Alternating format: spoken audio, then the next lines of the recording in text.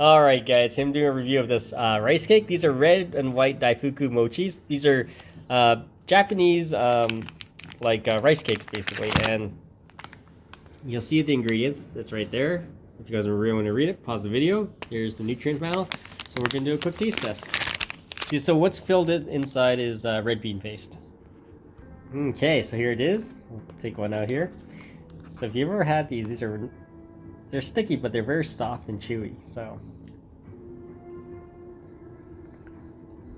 if you're wondering what the white stuff powder is, just flour. There it is.